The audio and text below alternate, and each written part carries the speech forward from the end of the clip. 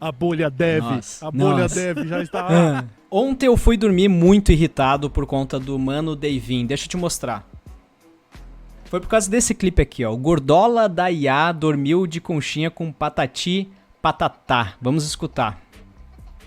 Depois de eu ter participado do Podpah lá com o Castanhari, que eu sei que foi controverso, porque existem linhas de pensamento que concordam com tudo aquilo que a gente falou, mas a bolha dev, eu sempre vou usar esse termo. Bolha dev. Teve um... Nós, ele tá falando de nós, a bolha dev. E isso que ele já tava falando aqui é meio óbvio pra mim, porque eu falei isso há 3 anos atrás. E isso vai continuar assim até a inteligência artificial, machine learning, deep learning for evoluído o suficiente para que a gente não precisa mais programar. E provavelmente quando esse dia chegar, as máquinas vão dominar o mundo, né? Essa é a questão, a máquina vai dominar o mundo, então vai ser muito mais importante tu saber, por exemplo, como plantar e como lutar contra as máquinas, né? Criar sistemas para combater as máquinas, mas na verdade tu vai ter que fugir do mundo digital, tu vai ter que ir pro mundo offline e tentar combater elas no mundo real, com um pedaço de bastão, esse tipo de coisa. Então, esse clipe aqui é de um vídeo que eu postei há 3 anos atrás, bem no início do canal, tava tomando um chazinho aqui. Esse aqui era o escritório que eu trabalhava numa startup, então na hora do meio-dia eu gravava pra vocês e continha muita ironia, tá bom? Então eu quero voltar ali pro trecho original do vídeo do Cauê Moura, do Dessa Letra Show, do podcast, que foi aonde o Mano Davin pegou aquele corte. Mas antes eu quero falar pra vocês que no final desse vídeo eu tenho uma revelação pra fazer sobre inteligência artificial. E não é clickbait, tá? Eu não tô falando isso pra te ficar aqui no vídeo. Mas de fato tem uma coisa que faz muito tempo que eu quero compartilhar com vocês. Eu tava esperando o momento certo. O momento certo que eu tinha em mente não aconteceu, então eu vou aproveitar o dia de hoje pra contar, já que esse vídeo tá sendo meio diferente. Eu tô gravando esse vídeo ao vivo, digamos assim, então algumas coisas técnicas podem acontecer, como a música estar muito alta, eu sinto muito por isso. E comenta aqui embaixo, vai comentando qualquer coisa, spama qualquer coisa, fala assim, inteligência artificial vai acabar com a nossa vida, fala Cauê Moura é muito burro, fala qualquer coisa mesmo. E Cauê, se tu estivesse vendo esse vídeo aqui, cara, no strike please, eu concordo contigo em algumas partes, eu acho que tem um ponto ali que a gente pode pegar, mas tu tá sendo meio alarmista. E eu acho que tu não viu o vídeo inteiro do Fábio Akita, onde em 10 horas ele destrinchou a inteligência artificial para qualquer burro entender, né? Mas vamos aos tópicos que eu peguei aqui. Primeiro, reagir a esse vídeo do Cauê original, e eu vou falar o porquê que eu concordo com ele, eu não estou sendo irônico nesse sentido. Um ponto que, assim, a gente tá falando sempre do pior cenário. E que, mais uma vez, insisto, é imprevisível. Pode ser que ele aconteça, pode ser que não aconteça, pode ser que aconteça muito pior. Mas eu acho que existe um cenário... Pode ser que eu esteja sendo alarmista mesmo, mas pode ser que aconteça. E isso é um dos pontos mais difíceis de tu tentar dialogar ou rebater um discurso alarmista. Porque, por exemplo, eu tenho que concordar com ele que muitos empregos vão se extinguir, né? A gente vai ter uma mudança na sociedade. Isso eu acredito que vai acontecer numa janela de 5, 10 anos. Eu não acredito num cenário apocalíptico como eu falei há 3 anos atrás, embora aquele vídeo seja ironia. E eu falo um pouco do futuro da nossa carreira também lá. Mas uma coisa é, tipo assim, como é que tu vai rebater alguém que tá protegendo um grupo de pessoas sendo alarmista? Porque se daqui a 2 anos não aconteceu o que ele tá falando... e tu for lá e comprovar pra ele, cara, viu como tu estava errado, a bolha dev estava certa, o ChatGPT não vai destruir a humanidade. Se tu for lá daqui a 2 anos e rebater isso com ele, tu vai estar sendo o idiota da conversa. Porque sim, vários empregos vão ter acabado, né? Então, ali, nós temos aí a galera dos roteiristas, né, de Hollywood, que é o que ele estava falando no podcast, no Dessa Letra Show, ele estava falando sobre essa greve e como isso, uma das reivindicações dos atores, dos roteiristas, é eles poderem receber royalties e como que vai ser o futuro quando as empresas utilizarem inteligência artificial para gerar os roteiros ou atores, né? Então, se esses empregos de fato acabarem, digamos, e tu for cobrar do Cauê daqui a 2 anos, dizendo pra ele, viu como o mundo não acabou, tu vai estar sendo, tipo, negacionista, tu vai estar sendo idiota, tá ligado? Porque várias pessoas, sim, foram afetadas pela IA. E vai estar tu lá querendo comparar no beat. E uma coisa, eu sei, assim, isso eu tô falando aqui racionalmente, como vai acontecer o discurso. Mas eu sei, cara, eu fui dormir ontem muito irritado com o Cauê. Eu fui dormir, tipo assim... Mano, Davinho, tu estragou minha noite, cara. Eu não parei de pensar. E pra mim aqui já era noite quando tu fez o tweet, né?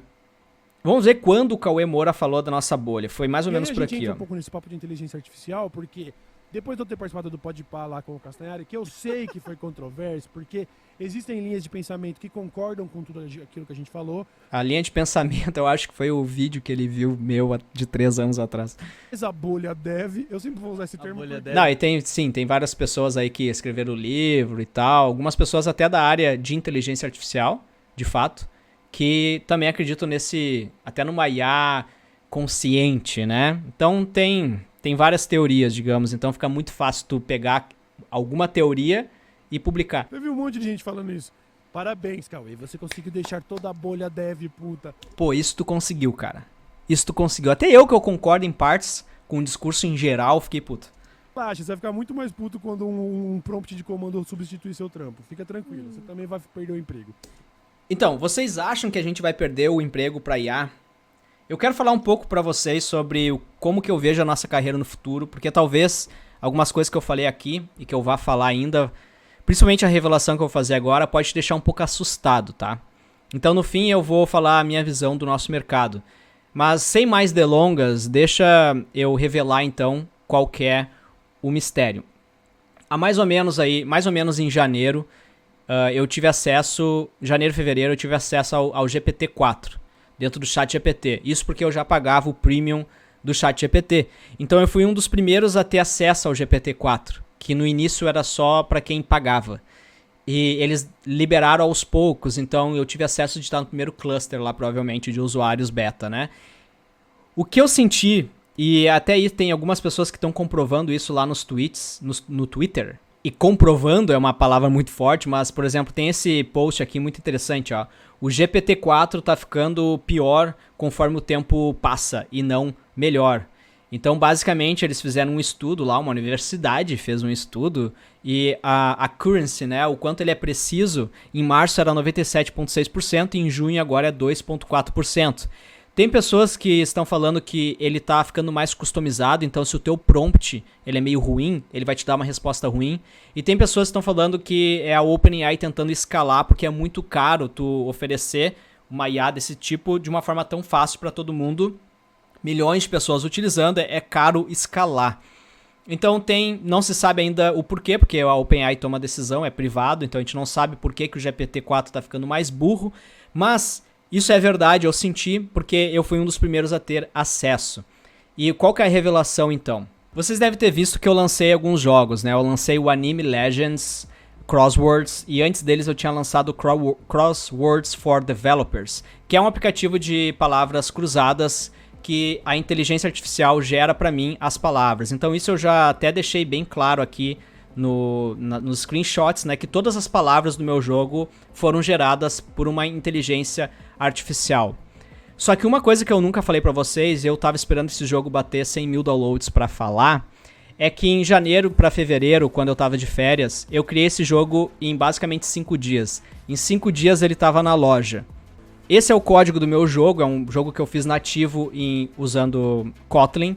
Mas o que é o mais interessante por esse código aqui que vocês vão ver, por exemplo, o código que gera as palavras cruzadas, né? O Crosswords Magic Generator.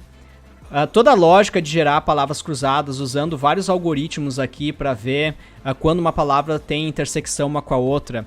Todo o view model, toda a implementação de lógica de cache, toda a implementação de interface, toda a interface do jogo foi criada 100% pelo GPT-4. Sim, eu não escrevi basicamente uma linha de código. Esse foi um experimento que eu quis fazer durante as minhas férias. Se eu de fato conseguiria fazer o ChatGPT gerar um aplicativo completo. Então o que eu fiz? Eu tenho o histórico do chat, eu quero abrir isso num vídeo exclusivo. Mas basicamente eu ia conversando, pedindo os requisitos, explicando qual algoritmo eu queria que ele utilizasse para fazer a intersecção de palavras, explicando como que eu queria a tela, e eu ia copiando o código dele, colando no Android Studio, executando, pegando os erros do Logcat Então eu executava, faltava alguma implementação, faltava alguma dependência, eu colava simplesmente o erro que o Android Studio estava me dando para ele, e ele me dava a solução, e assim eu fui integrando, sem complementar. Então eu não integrei com dependência nenhuma, eu não fiz nada. E até mesmo esse código aqui que vocês vão ver, de fazer a busca, então aqui network, a camada de network, toda essa camada de API aqui, que faz a requisição para ele, foi feita por ele mesmo. Então o ChatGPT criou o script para consumir o ChatGPT. Lucas, como é que o ChatGPT responde as palavras para ti? Ele responde em JSON, porque eu fiz ele descobrir como fazer um bom prompt. E qual que foi esse prompt, ó? Let's pretend, então vamos fingir que tu é uma API back-end que gera X palavras de palavras cruzadas relacionada aqui à astronomia, por exemplo, na categoria tal. Então eu tenho uns placeholders aqui. Para cada palavra fornecida, adicione aí uma dica pequena na linguagem tal, então a linguagem do usuário. Então, desde o dia 1, meu jogo, ele suporta qualquer linguagem que exista no mundo que o GPT já tenha descobrido a falar. E eu passo para ele a formatação, qual o formato de JSON que eu quero. Então, aqui, basicamente, ele está não só criando o meu front-end, mas ele está sendo o meu back-end. Eu não precisei criar um back-end. E ele me retorna num formato de API que eu pedi para ele me retornar. E uma coisa que eu tenho que falar para vocês é o seguinte.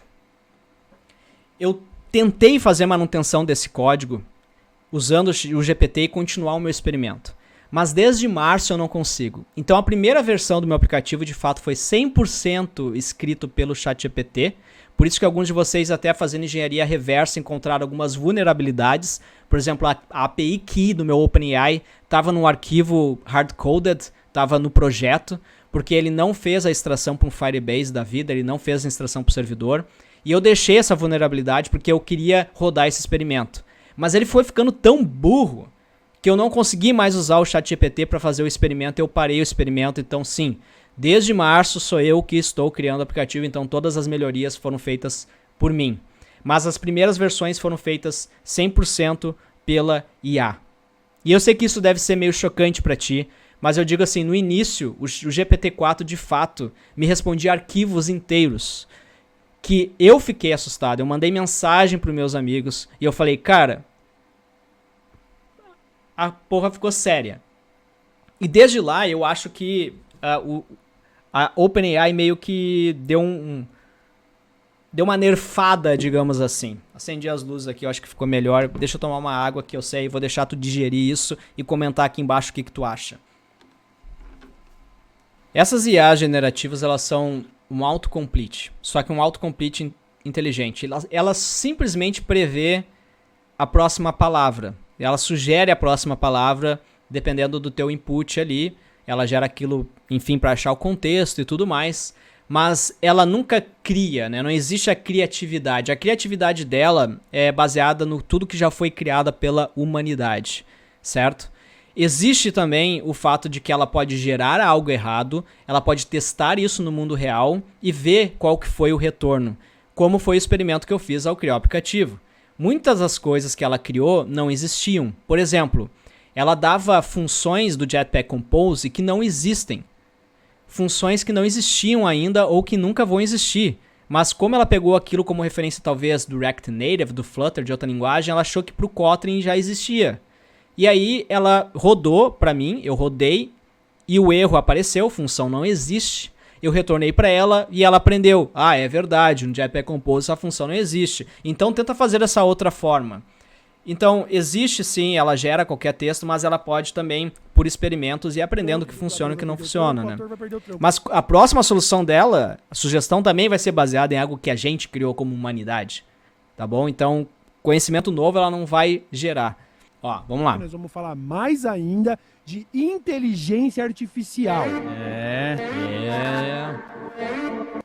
Tá? Vai dar ruim. Tá dando ruim. Aí os caras, aí agora, sabe o que tá acontecendo?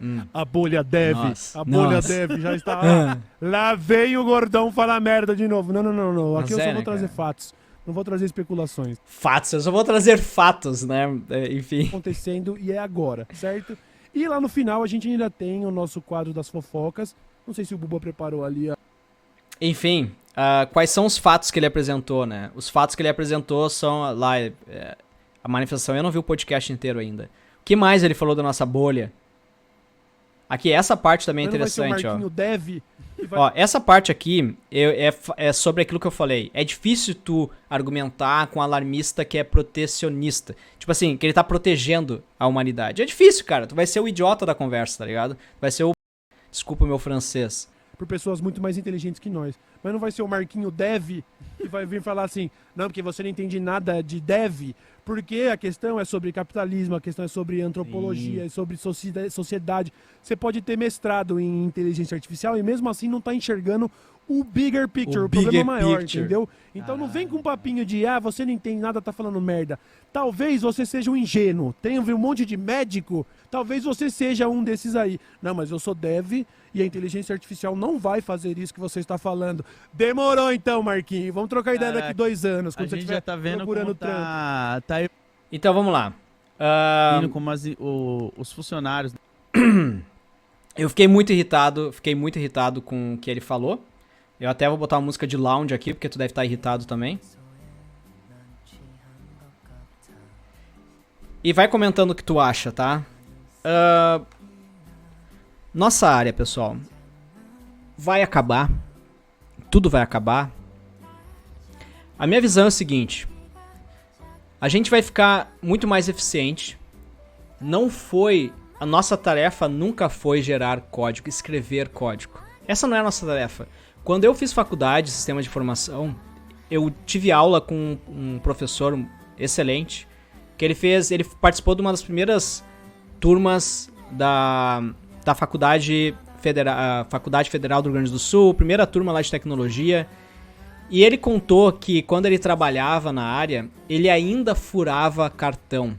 Então, não sei se tu sabe, mas antigamente não se programava escrevendo linhas de código, se programava perfurando o cartão. Então, perfurava, o bit estava aceso, não perfurado, o bit estava apagado. Era basicamente um binário, tá ligado? Depois, sim, tu vai ter assembler, que vai te ajudar com microcompiladores. Tu vai compilar, e aí a gente foi compilando linguagens um pouco mais de alto nível, né? A gente vai para C, C++, C Sharp, Java, Kotlin, e a gente chega, sei lá, JavaScript, a gente chega no mundo que a gente está hoje. E não quer dizer que isso vá parar aí. A gente pode muito bem evoluir a nossa área.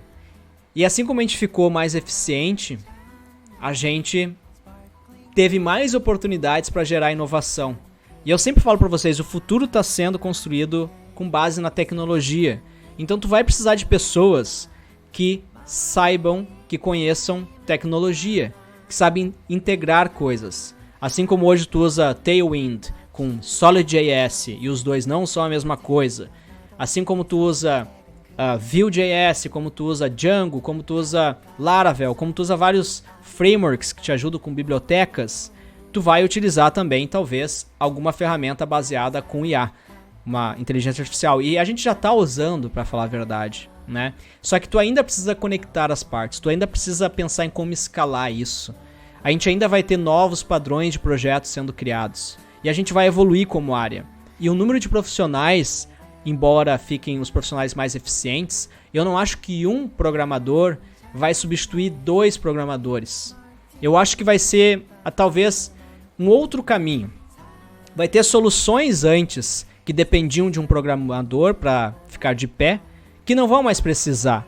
Né? Assim, tu pode, por exemplo, pegar uma planilha Excel, subir para IA e falar para ela, gera um dashboard para mim dessa planilha. E antigamente, talvez, a gente teria um time ali de 5 programadores para gerar esse dashboard. E agora tu não precisa mais, porque tu pega a informação que tu quer, talvez até em gráficos mesmo, ou talvez até um videozinho explicando aquela planilha pela IA. Isso vai acontecer, só que outras soluções que hoje a gente não consegue imaginar vão aparecer. Assim que quando eu entrei na área em 2002, eu comecei a programar. Quando eu entrei na área em 2006, programando lá, full stack, web, não existia ainda o iPhone, não existia ainda mobile. E cara, hoje eu já trabalho há mais de 10 anos com o desenvolvimento de aplicativos. Uma área que não existia, que ninguém imaginava, digamos assim, que ia demandar o que demanda hoje. Então a gente não sabe o que vai vir, mas vai vir, porque a humanidade não vai parar de evoluir. E ela vai evoluir baseada em tecnologia.